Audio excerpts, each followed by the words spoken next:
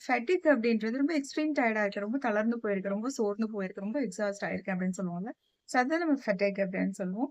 அ இது எத நமக்கு உணர்த்துது அப்படின்னா, நம்மளோட பிரெயினும், நம்மளோட பாடிக்கும் ரெஸ்ட் தேவைப்படுது அப்படின்றத உணர்த்துது. ஸோ இப்ப இருக்கிறதுனால என்ன ஆகும் அப்படின்னா, நம்ம ஒரு விஷயத்த நினைக்கும்போதோ, இல்ல மத்தவங்க நம்மகிட்ட ஒரு விஷயத்த ஷேர் பண்ணும்போதோ, அ நம்மளால அந்த விஷயத்தோட கிளாரிட்டி அண்ட் கன்சிஸ்டன்சி மேல ஃபோக்கஸ் பண்ண முடியாது. இத வந்து நம்ம கட்டிங் த கார்னர்ஸ் அப்படின்னு சொல்லுவோம். எந்த ஒரு விஷயத்தையுமே ரொம்ப டீட்டெயிலிங்கா நம்மளால யோசிக்க முடியாது. ஸோ நம்ம எப்படி இருப்போம் அப்படின்னா, ரொம்ப இக்னாரன்ட்டா, ரொம்ப லெதார்ஜிக்கா இருக்க மாதிரி நமக்கே ஃபீல் ஆகும். ஸோ இதுதான் நம்ம ஃபெடேக் அப்படின்னு சொல்லுவோம். இத எப்படி ஃபிக்ஸ் பண்றது? நெறைய விஷயங்கள் பண்ணலாம் இத ஃபிக்ஸ் பண்றதுக்கு. ஸோ ரொம்ப முக்கியத்துவம் வாய்ந்த முதன்மையான இடத்த எதுக்கு குடுக்கணும் அப்படின்னா, தூக்கம்.